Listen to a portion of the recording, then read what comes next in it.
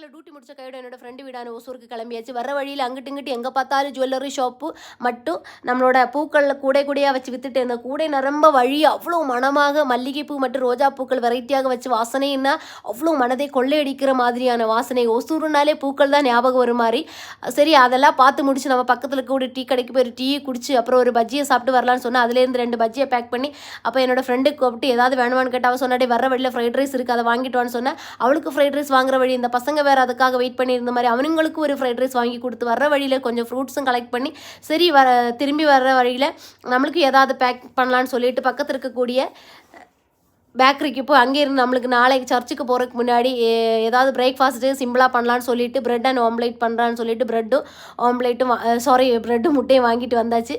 So நம்ம வீட்டுக்கு வந்து சேர்ந்தாச்சு மக்களே. ஃபைனலி வந்து பார்த்தா என்னோட பசங்க வெயிட் பண்ணிட்டு இருந்தாங்க. அவங்களுக்கு வயிறு பசியார சோறு கொடுத்துட்டு நம்ம வீட்டில் வந்து அதில் ஒரு பஜ்ஜியை சாப்பிட்டா தான் நிம்மதி.